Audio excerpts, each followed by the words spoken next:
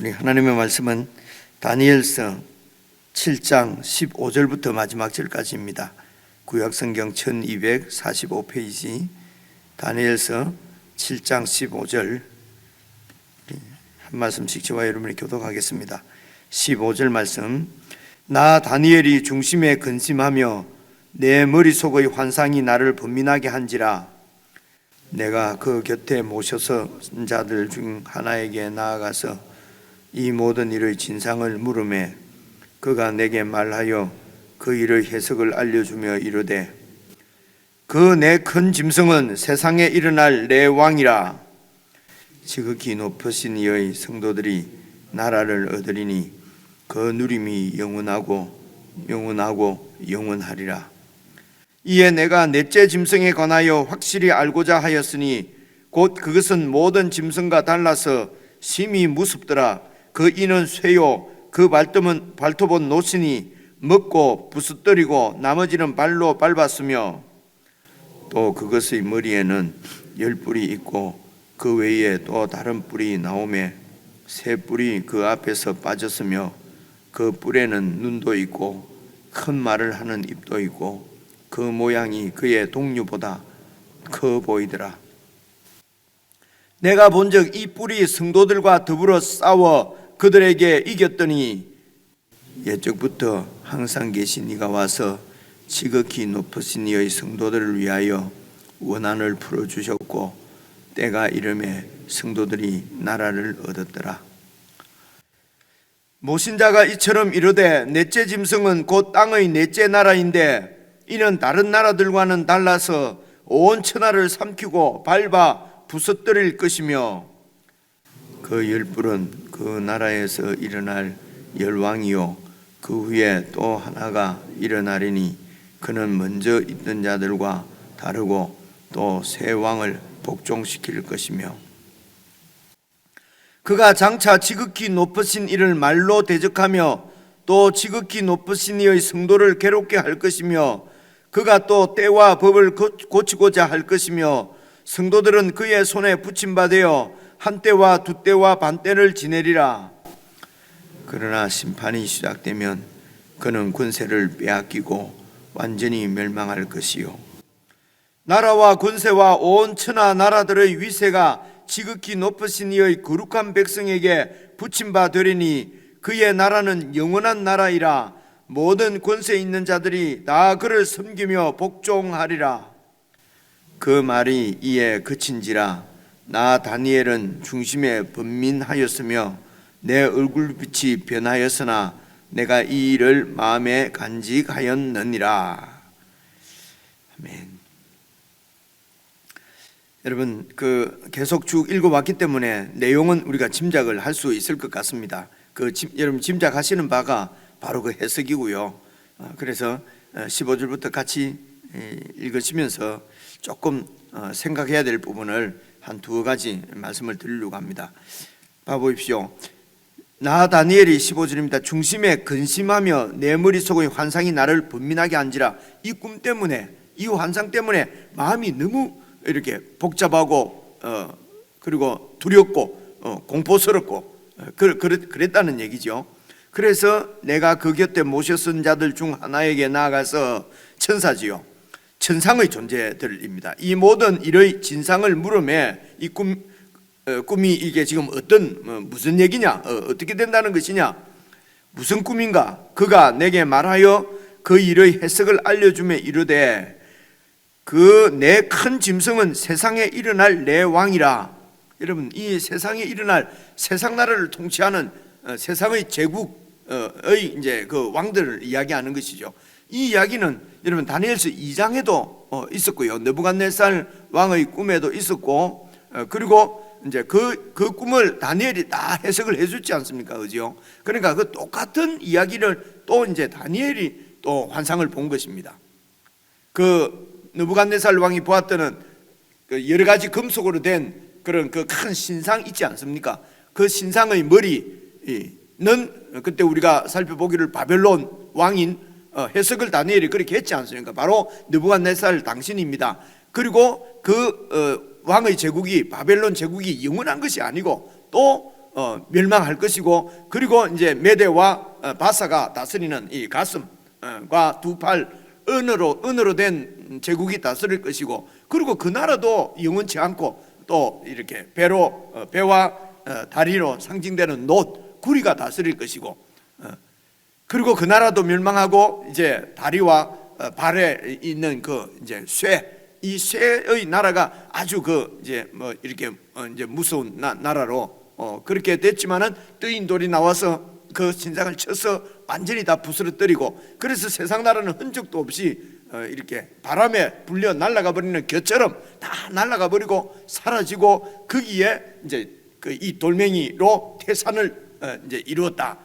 이것이 바로 이 뜨인 돌이 영원한 나라를 이룰 이제 하나님의 메시아고, 그리고 그 메시아에 의해서 큰 나라가 이루어질 것을, 영원한 나라가 이루어질 것을 그렇게 해석을 잘 했습니다. 오늘 여기에 이제 이 도대체 내 짐승은 무슨 이야기입니까 하니까, 그 내 짐승이 역시 이제 내 나라, 이 세상에 올 내 나라, 일어날 내 왕이라는 것입니다. 그래서 이 땅에 있는 나라는 영원한 나라는 없고요. 그런데 우리가 볼 때는 그 나라가 막 영원할 것 같이 이제 보이는 거지요. 그래서 그 세상 나라, 영원할 것 같은 그 세상 나라의 왕에게 이렇게 복종하고 그 왕에게 충성하게 되면은 이 땅에서는 성공하고 출세하고 영화를 누리는 것입니다. 그런데 그런데 그 나라가 영원치 않다는 것입니다. 그리고 하나님을 대적해서 이렇게 세상은 인간의 욕심과 인간의 야망에 의해서 새로워지는 나라이기 때문에 이웃 나라를 이렇게 이제 밟아야 되고요, 쳐서 넘어뜨려야 되고, 이웃을 죽이지 않으면은 내가 쓸 수가 없는 이런 불의한 세상 질서인 것을 계속 말씀을 하시는 것이죠. 그래서 여러분, 같은 얘기를 계속 하시는 것을 잘 보셔야 합니다. 그래서 우리가 요한계시록 요즘도 읽고 있는데요, 요한계시록도 여러분 잘 보시면요, 같은 이야기를 이렇게 여러 번 반복하는 것을 볼 수 있습니다. 그런데 이것을 이제 쭉 이렇게 이어진 역사로 이렇게 이제 이 꿈을 이제 해석을 하는 거죠. 그러면 오늘 이제 여기 지금 다니엘이 본 또 내 나라는 앞에 이 2장에 나오는 느부갓네살이 본 꿈의 내 나라가 있고, 그리고 또 다니엘이 또 내 나라가 있고, 그리고 또 뒤에 8장에 보면 꿈을 또 꾸거든요. 그러면 또 계속해서 이렇게 이어지는 것으로 이제 이전에 이제 그렇게 이제 이런 식으로 해석하는 근간을 이제 이렇게 여러분 또 설명을 드리다 보니까 이런 말들이 자꾸 나오는데요. 여러분, 그 세대주의라고 하는 이야기를 우리가 종종 듣지 않습니까? 근데 이제 이런 게 요즘 그 바이러스도 변종이 많이 나오지 않습니까? 그죠? 그럼 어떤 이론이 이렇게 나오면은 그 변종이 많이 생깁니다. 그래서 어느 것이 원래 원조 바이러스인지 알 수도 없어요. 우리 코로나 봐도. 그래서 뭐 세대주의니 무슨 전천년설이니 뭐 후천년설이니 여러 이론들도요, 그 딱 정해진 하나 둘밖에 없는 것이 아니에요. 아주 여러 이론들이 많기 때문에 이렇게 그런 걸 우리가 다 알 수도 없고요. 근데 기본적으로 세대주의라는 말은 이 하나님께서 이 역사를 우리에게 주셨는데, 이제 세대별로 하나님께서 이렇게 이 세상을 구원하는 하나님의 방법이랄까요? 또 이 세상 인간과 관계하는 하나님의 그 방법이 세대마다 다 다르다고 보는 거예요. 그래서 이제 그 세대를 보통 7세대로 이렇게 이제 나눕니다. 예를 들면은 이제 그 노아 홍수가 있기 전에는 이제 이 무죄한 순수한 시대다. 그렇게 이러다 세대주의 또 강의가 될 것 같습니다. 순수한 시대고 이제 그다음 시대는 이제 그 양심, 노아 홍수 이후에는 이제 양심 시대고, 이제 모세 이후로는 이제 율법 시대고 이렇게요. 그다음에는 이제 뭐 이런 열왕 시대고, 그리고 예수님 오신 이후부터는 은혜의 시대고 뭐 이렇게요. 그리고 나중에는 이제 뭐 이렇게 천년왕국의 시대고, 이제 시대마다 하나님이 이제 방법을 다 달리해서 인간 역사에 관계를 맺는다는 것입니다. 그래서 이제 이런 세대주의에서 이제 나오는 것이, 이 세대주의는 무조건 천년왕국이 있기 때문에요. 여기에 이제 이제 전천년설이라는 게 있습니다. 전천년설은 이렇게 예수님이 재림하셔서 천년 왕국이 이제 이루어진다는 것입니다. 그러니까 천년 왕국 이전에 예수님께서 오시니까 전천년설 이렇게 해요. 그래서 세대주의는 꼭 전천년설만을 이렇게 이론적으로 꼭 그렇게 되게 되어 있습니다. 그리고 이제 전천년설의 핵심은 이렇게 예수님께서 이제 이렇게 재림을 하실 때에 완전히 땅으로 바로 재림하시는 것이 아니고요. 이제 이렇게 공중으로 1차 재림을 합니다. 그러면 예수 잘 믿는 사람들은 휴거를 해서 예수님과 함께 7년 동안 대잔치를 혼인 잔치를 벌리고, 그리고 이 땅에서는 7년 동안 대환란이 있다는 것입니다. 여기에 나오는 지금 우리 이제 방금 지금 이것도 읽어볼 텐데요. 아주 막 성도들이 이 괴롭힘을 당하고 하는 이런 것은 이제 뒤에 이제 이런 이야기를 여러 가지 데살로니가 전서나 또 뭐 이런 예수님의 그 마태복음 24장에 나오는 종말에 관한 이야기나 요한계시록에 있는 이야기나 이런 것을 잘 이렇게 순서를 잘 조합을 해가지고요. 그 조합을 하는 그 순서를 정하는 것을 사람마다 정하는 순서가 다르기 때문에 여러 이론이 나오는 거거든요. 그래서 이제 잘 정해서 이제 이 7년 동안은 예수 잘 믿는 사람은 휴거를 해서 이런 고통을 안 당한다는 것입니다. 그래서 제일 맹점은요, 예수를 잘 믿게 되면은 이 땅에서 고통을 받지 않고 휴거를 한다는 것입니다. 얼마나 매력적입니까? 그죠? 그런 얘기 많이 들어보시지 않습니까? 이렇게 뭐 택시가 쫙 가다가 너 휴거가 일어나가지고 운전수로 올라가 버리고 타고 있는 사람은 그냥 안 올라가고 있어가지고 그냥 비행기가 쫙 가고 있는데 비행기 조종사가 휴거돼 버리고, 그래 비행기는 그냥 향방을 잃고 뭐 이런 얘기죠. 얼마나 재밌습니까? 그리고 또 공포스럽고, 그죠? 아이고 예수 안 믿으면 이 땅에서도 정말 잘 믿어야 되겠다, 그죠? 막 그렇게 해서 여러분 취지가 좋을 수도 있습니다. 그런데 이제 이런 이야기들이 말입니다, 이 성도들로 하여금 얼마나 공포스럽게 만드는지 모릅니다. 여기에서 종교 지도자들이 권력을 행사할 수가 있는 거예요. 내 말 안 들으면 휴거 못 합니다 이러면요, 그러면은 저 어딥니까? 괌도 가고 막 따라가고 어디도 따라가고 재산 다 팔아서 바치고 그렇게 하지 않습니까? 그죠? 이전에도 우리나라에서 일어난 것은 대표적으로 다미선교회니까요. 이제 1992년도에 있었던 일입니다. 오래된 얘기지요. 그때도 이분이 감리경강, 성결경강, 하여튼 똑똑한 분이에요. 이장님 씨가 쓴 책에도 보면요. 그래서 이런 휴거는 아주 성도가 고통을 면하는 이런 휴거는 없다. 그분이 책도 그렇게 썼어요. 그런데 이제 뒤에 어떻게 넘어가서 이제 그렇게 이런 휴거가 없다고 책을 쓴 정도 되는 사람도 이렇게 이제 넘어가게 되거든요. 그렇게 해서 그 당시에는 이제 막 직장도 안 다니고 직장도 학교도 그냥 그만두고 그 당시에는 그렇게 해서 이제 산에 모이고 막 이랬거든요. 근데 그런데 이 이장님 그때 전도사 뒤에 이제 목사, 성결교 쪽에 목사가 돼서 하여튼 똑똑한 분이었어요. 근데 이제 본인은 아마 92년 10월 언젠가 예수님 오신다는 그런 얘기가 본인은 뭐가 좀 잘 믿어지지가 않았던가, 본인은 집을 막 사뒀어요. 그죠? 그래가지고 그때 이제 이전에 여러분 오기 전에 저희 교회에 또 사역하던 또 황모 목사님 계셨어요. 그분이 사실은 장원에 있을 때 다미 선교회에서 이제 그 일이 일어나지 않아 버리지 않습니까? 밤새도록 기다렸는데, 그러면서 아주 이제 이렇게 힘들어 하시다가 이제 이성분 목사님 만나고 이렇게 해서 복음을 알고, 그러니까 뒤에 목사님이 되셔서 지금도 이제 목사님으로 목회하고 계시거든요. 이제 그래서 많이 듣기도 하고 잘 알게 되었지요.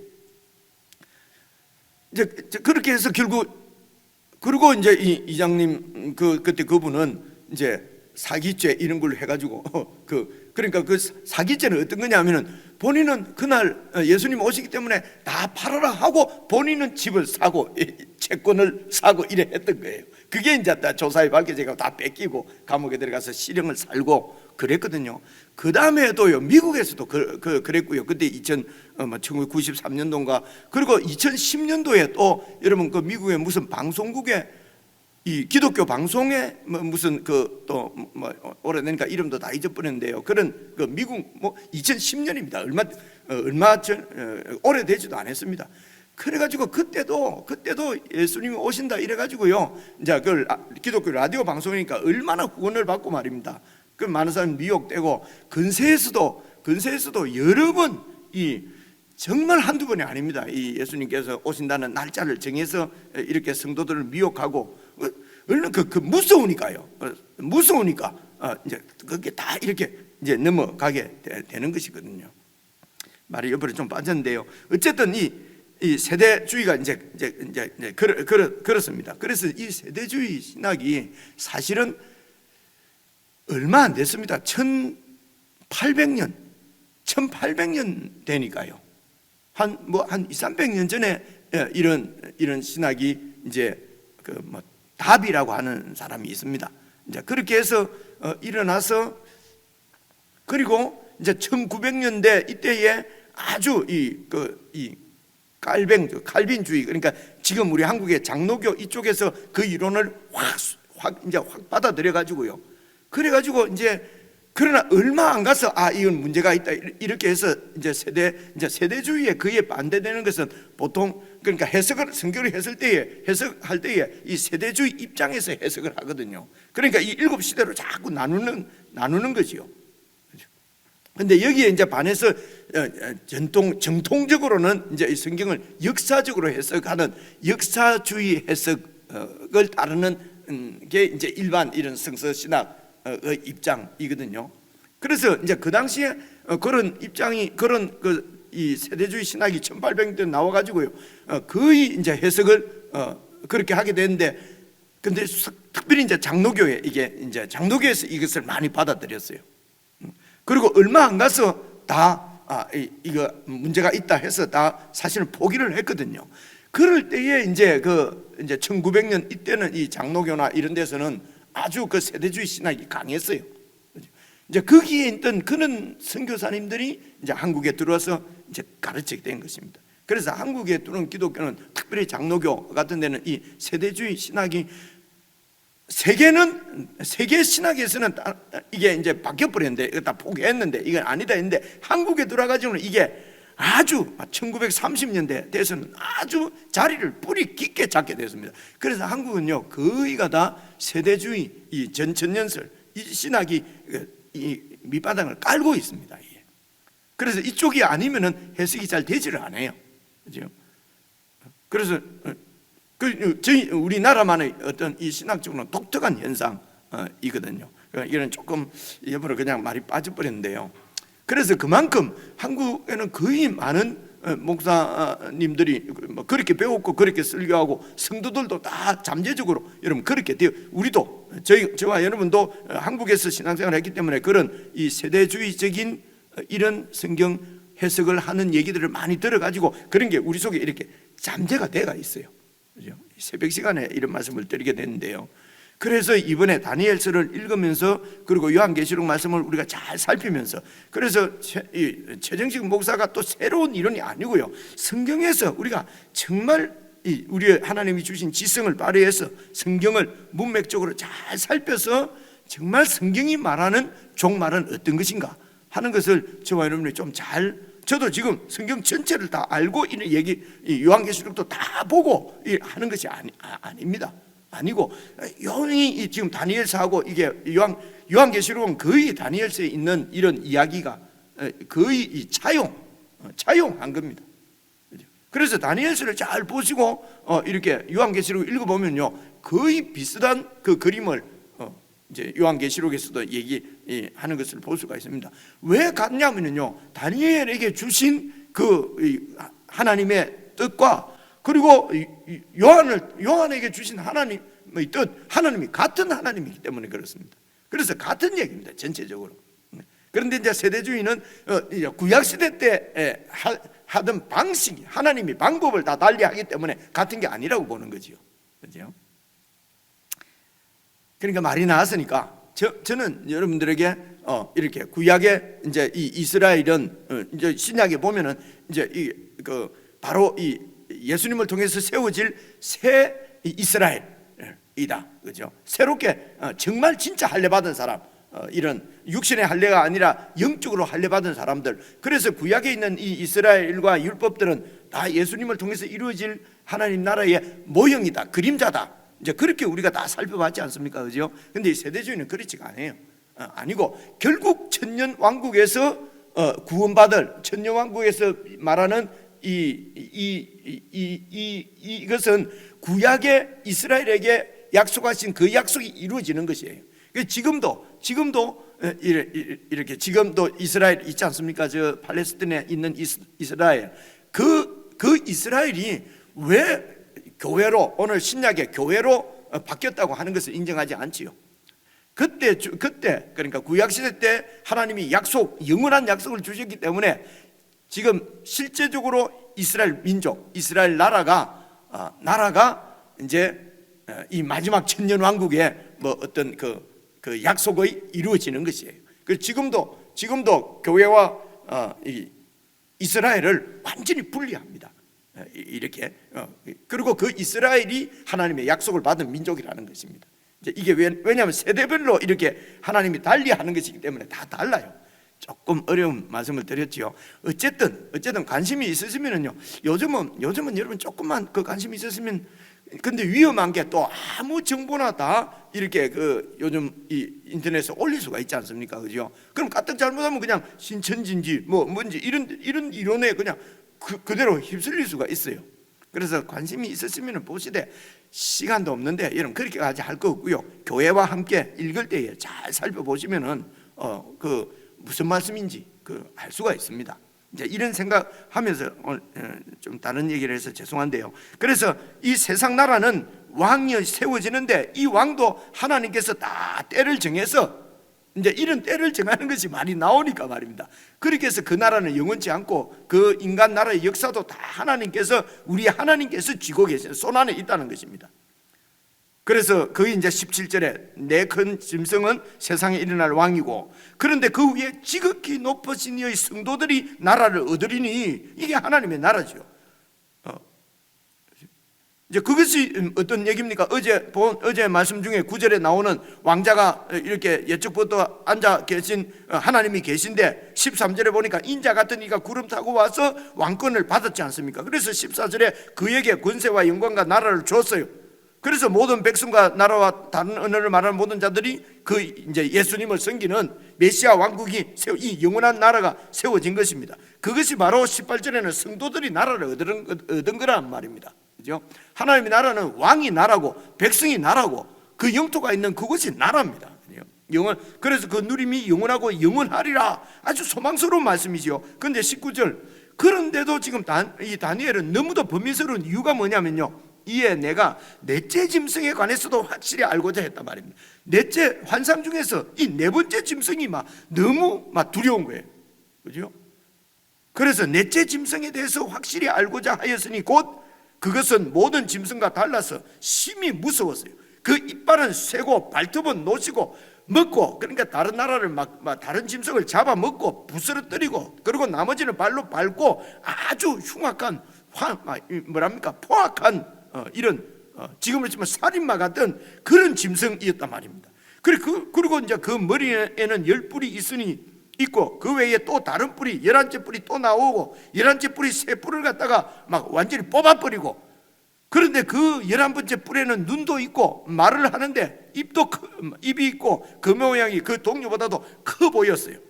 그런데 문제가 21절입니다. 내가 보니까 이 11번째 뿔이 성도들과 더불어 싸워서 성도들을 이겨버리는 거예요. 이게 이제 다니엘이 너무 겁나는 것입니다. 그 당시 성도는 뭡니까? 바로 이스라엘 백성들이죠. 구약 교회를 말하는 것입니다. 그죠? 그러니까 하나님의 백성을 완전히 이제 이겨버린 거죠. 사실은 여러분 이렇게 이 일이 벌써 일어났습니다. 느부갓네살 왕이 와서 하나님의 성전도 불태워버리고 완전히 그 하나님의 백성들을 완전히 포로로 잡아갔지 않습니까? 느부갓네살을 비유할 수도 있죠. 앞에서는 느부갓네살이 어제 머리로 상징되고 아주 좋은 왕으로 이렇게 설명했지만은 사실은 성도들을 이겼지 않습니까? 하나님을 체포해가지고 완전히 끌고 온 거지 않습니까? 그죠? 그러니까 이것이 어떤 역사의 한 군데를 딱 얘기한다기보다는 전체 구약 교회가 당하는 이런 어려움을 얘기하는 것입니다. 그죠? 그래서 이제 이 뿔 싸워 이겼는데, 그래서 이 뿔이 이제 8절에 나오는 것이거든요. 8절 봐보십시오. 보니까 내가 그 뿔을 유심히 보는 중에 다른 작은 뿔이 그 사이에 나서 첫 번째 뿔 중의 셋이 그 앞에서 뿌리까지 뽑혔고 이 작은 뿔에는 사람의 눈과 같은 눈들이 있고 입이 있어 큰 말을 하였더라. 그래서 같은 얘기를 해석하면서 이제 이 마지막 부분에 또 얘기하지 않습니까? 그래서 여러분 그 느부갓네살 신상에서는 발가락이 10개 있고 이걸 로마로 우리가 해석을 했거든요. 근데 어제 말씀을 드릴 때 보통 이 8절에 나오는 이 뿔 하나는 또 셀루쿠스 왕조의 그 안티오코스 4세일 것이다, 그렇게 해석을 합니다. 그런데 일반적으로는 느부갓네살 왕이 꾼 꿈이나 다니엘이 꾼 꿈이나 같으니까 이 10뿔이 있는 이 나라를 보통 로마로 해석하는 것이 정상적이다, 이렇게 하시는 분들도 있어요. 그죠? 근데 그런 이제 로마로 하면은 이제 어떤 왕이 그럼 이 10왕은 도대체 어떤 역사적으로 어떤 왕일까? 이제 이런 데 대해서 이제 해석들이 구구한 것입니다. 이 왕이 이 뿔이 10개 있잖아요. 그러면 그래서 이제 이 헬라 시대 때 셀루쿠스 왕조가 그 헬라 중에 하나거든요. 알렉산더가 죽고 나라가 4개로 쪼개지는데요. 그래 이제 그때서 셀루쿠스 1세, 2세 뭐 이렇게 10명의 왕일 것이다. 뭐 그 중에서 딱 한 명이 튀어나왔는데 그게 에스파네스 안티오코스 4세일 것이다. 이런 얘기들이 이제 여러 가지 해석이 있는데, 근데 또 이제 어떤 분들은 이게 느부갓네살 왕의 꿈하고 연결되어지면은 이 로마를 얘기하는 것이다. 만약에 로마로 얘기하게 되면은 로마에는 진짜 여러 민족들이 막 모여서 된 나라거든요. 앞에 바벨론, 헬라, 페르시아, 헬라까지는 그래도 그 민족이었어요. 이제 그리스 민족, 그죠? 그리고 또 그 페르시아 같으면은 그쪽에 있는 이 페르시아를 중심으로 하는 그 민족이 이제 그 주위에 이제 이렇게 나라를 점령을 했는데, 로마는 사실은 여러 이민족이 합쳐진, 그래서 이제 10뿔 혹은 뭐 10발가락 이렇게 표현될 수가 있어요. 근데 이제 그 중에서도 그 왕들 중에서도 이제 아주 독한 왕이 있거든요. 어찌 보면 성도를 완전히 핍박한 뭐 이런 도미티아누스 이후로 나타나는, 네로 이후로 나타나는 10명의 황제들 중에서 최고로 독한 놈, 그게 네로일 수도 있고요, 도미티아누스일 수도 있고요. 그 어떤 황제로 이렇게 연구하는 사람에 따라서 얘기를 할 수가 있지요. 그렇죠? 그래서 우리는 이런 역사가 다 지난 다음에 살고 있기 때문에 그 시대 중에 누굴 것이다, 혹은요 이것을 완전히 그 이제 종말 때로 보고 지금 누가 이런 10뿔이 뿔 하나가 튀어나와서 성도를 대적하는 이 왕이 도대체 누굴 것이냐, 이걸 적그리스도 666으로 또 해석하는 분들이 있어요. 마지막 시대로. 그렇게 해서 여기에서 이제 이 뿔 하나가 이게 이제 666인데 적그리스도인데, 근데 그게 누굴까? 그리고 이전에는 그 이름 뭡니까? 무솔론이다, 아니면 누굽니까? 세계 히틀러다, 무슨 그리고 지금은 그리고 또 교황이다. 계속 사람들이 이제 찍는 거예요. 이 호기심인 거예요. 도대체 이 작은 뿔이 누굴까? 오늘 누구를 얘기하는 것일까? 그죠? 그리고 교회에서도 보니까 아주 저게 이 작은 뿔이구나, 뭐 이렇게 하기도 하고요. 이게 호기심이죠, 사람들은. 그러니까 뭔가를 자꾸 정하려고 하고, 그죠? 근데 정해놓고 보니까 아니고, 지금은 뭐 공산당이다, 뭐 무슨 시진핑이다. 지금도 별소리를 다 합니다. 그죠? 그래서 이런 것이 하나님에 대한 관심, 성경에 대한 관심을 해서 우리가 어떻게 이 성도의 신앙을 지킬 것인가, 이렇게 모아지면 좋은데요, 사람의 호기심을 자극해서 그 많은 호기심끼리 서로 싸우게 만들고 다투게 만들고 네가 맞다 내가 맞다 경쟁하게 만들고요. 그래서 주님의 몸이 깨어진단 말입니다. 이게 사탄의 고도의 술수지요. 그죠? 그래서 보십시오. 그래서 이 뿔이 이제 성도들을 이기는 거예요. 너무도 두려운데 22절 보십시오. 옛적부터 항상 계신 하나님께서 와서 지극히 높으신 이의 성도들을 위해서 원한을 풀어주시고, 그래서 때가 이르면 성도들이 나라를 얻었더라. 이 때가 바로 예수님께서 재림하실 때라는 것입니다. 뭐 이렇게 해석하기도 하고요. 근데 여러분 봐보십시오. 성도들을 지금 다니엘 시대 때도 지극히 높으신 그 분이 자기 성도들을 위해서 원한을 풀어주시지 않습니까?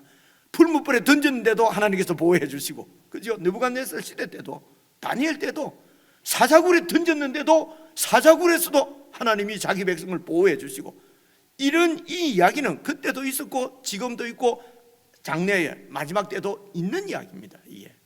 그죠? 지금도 이런 하나님의 지극히 높으신 의 성도들을 위해서 원한을 풀어주시는 이런 하나님의 도우심과 보호가 없으면 우리가 어떻게 신앙을 믿음을 지키고 살 수가 있겠어요? 그죠? 그래서 때가 이름에 성도들이 나라를 얻었더라는 없던 나라를 얻은 것이 아니라 그 나라의 영광을 누린다는 것입니다. 그런데도 23절 보십시오. 그런데도 아직도 안심이 안 되는 거예요.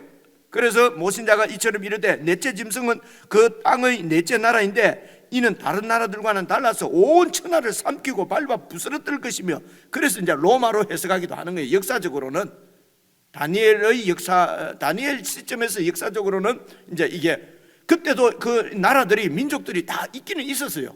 근데 완전히 커지지가 않아서 그렇지요. 그죠?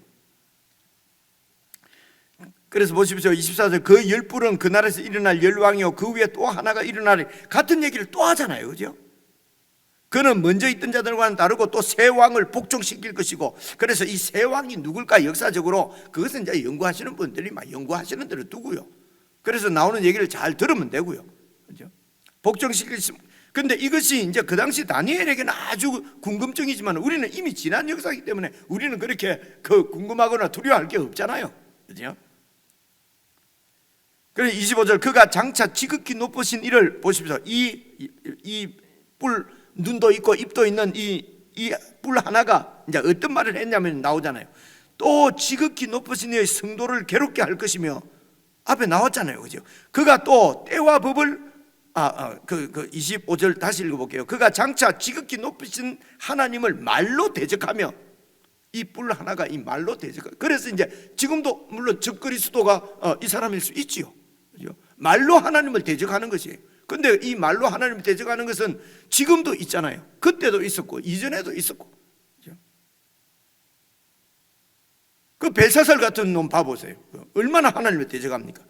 그리고 지극히 높으신 의 성도를 괴롭게 할 것이고, 또 때와 법을 고친다. 이 때는요 유대인들이 지키는 절기입니다. 하나님이 정하신 때, 그리고 또 율법은, 이 법은 하나님이 주신 하나님의 법이죠. 그죠? 바로 하나님의 통치를 말하는 것입니다. 이런 것을 막 고치려고 하고, 그리고 성도들은 그의 손에 붙임바 되어서 한 때와 두 때와 반 때를 이 핍박과 고통 가운데 있단 말입니다. 한 때, 두 때, 반 때가 뭡니까? 이걸 갖다가 다른 데 한 해, 두 해, 반 해 했기 때문에 이걸 갖고 3년 반 이러거든요. 내가 요한계시록 할 때 같이 우리가 살펴보겠지만 한 때, 두 때, 반 때라고 되어 있어요. 이 한 때, 두 때, 반 때가 또 매월 며칠부터 며칠까지냐 계산을 해서 이제 이런 경우가 많이 있거든요. 하여튼 한 때, 두 때, 반 때 동안에 정한 기간 동안 이 고통받는 거예요. 그죠? 그리고 때가 되면은, 그러나 26절 그러나 심판이 시작되면 뿔 하나 그 권세는 그의 권세를 뺏기고 완전히 멸망할 것이고, 나라와 권세와 온 천하 나라들 위세가 지극히 높이신 그 하나님의 거룩한 백성에게 붙임바 되리니, 이게 이제 천년왕국이라는 것입니다. 그래서 그 천년왕국이 예수님 오셔서 이루어진다고 얘기하는데, 사실은 지금도 예수님께서 우리를 한때 두때 반때 동안 그런 때로는 지금 한국은 그렇게 물리적으로는 심한 핍박이 없지만 다른 세계에서는 물리적으로도 아주 심하게 핍박받는 것이 있지 않습니까? 그리고 그들도 하나님께서 때가 되면은 또 이렇게 그죠? 그의 나라, 영원한 나라, 하나님의 나라의 모든 권세들이 지금도 복종합니다. 이런 이야기를 듣고 28절 그 말이 이에 그친지라 나 다일이 중심에 그래도 번민하는 거예요. 왜 번민합니까? 내 얼굴빛이 변할 정도로 성도들이 이런 이 핍박을 받는 것이 너무도 두려운 것이죠. 그죠? 그래서 이런 다니엘, 지금 사실은 다니엘 시대 때 유대인들이 처한 상황이 이런 상황이었어요. 완전히 나라가 멸망하고 지금 바벨론에 잡혀와 있잖아요. 그죠? 그래서 이것은 저 미래에 무슨 이런 일이 일어날 것이라는 것을 다니엘이 그게 무슨 은혜가 되겠어요? 지금 이 순간에, 지금 이렇게 바벨론 땅에 잡혀와서 이런 핍박을 받을 수 있고요. 그 핍박이 뭡니까? 이게 유월절 절기도 지킬 수가 없고 하나님 앞에 성전에서 예배를 드릴 수도 없고, 그 당시에 다니엘 때 말입니다. 얼마나 어려운 핍박 가운데 있습니까? 이럴 때도 때가 되면은 하나님의 나라가 이렇게 강하게 세워질 것이라는 것입니다. 그래서 희망을 주고 기대를 주고 이제 하는 말씀이거든요. 이 말씀을 요한계시록 요한 시대 때도 똑같은 상황이었어요. 성도가 로마의 권세에 의해서 완전히 멸망하게 됐어요. 그래서 요한계시록이에요. 오늘도 우리는 뭐 물리적으로는 어려움이 없을지 몰라도 지금 여러분 우리가 성경을 자세히 살펴보지만 성경적인 믿음을 지금 우리가 계속 붙잡고 갈 수 있는 상황이 아니잖아요. 지금이 어쩌면 더 핍박과 환난이 심할 때거든요. 그렇죠? 하나님 외에 내가 나를 믿으면은 안락한 삶과 행복을 보장해 주겠다고 하는 것이 세상에 너무나 많아요. 그죠? 성공과 출세와, 그죠? 여러 가지가 하나님인 것처럼 우리를 유혹하는 시대에 있단 말입니다. 이런 시대 때에 정말 하나님 말씀을 붙잡고 하나님께서 말씀하시는 대로 십자가의 그런 믿음으로, 신앙으로 살아간다는 것은 이게 정말 쉬운 일이 아니거든요. 그래서 지금 우리 시대 때는 이 뿔이 재물일 수 있고요, 성공과 출세일 수 있고요. 그게 뿔입니다. 그렇죠? 너무 길어졌는데요. 이제 이런 전체 상황을 생각하면서 여러분 개인적으로 다시 한번 읽으시면서 짧은 시간이지만 묵상하시고 오늘 하루 종일 기도하실 때도 이런 지금 우리가 어떻게 믿음을 지킬 것인가, 하나님의 나라입니다. 그 나라를 꽉 붙잡는 수밖에 없습니다. 수밖에 없는 것이 아니라 그거죠. 그럼 왜 이런 어려운 가운데 두느냐? 하나님께서 우리를 양육하십니다. 이게 요한계시록에 나와요. 하나님 우리를 양육하시기 위해서 그 세상 가운데 우리를 맡기신단 말입니다. 바벨론 손에 유다 백성들을 맡기는 것입니다. 양육입니다. 개인적으로 묵상하시겠습니다.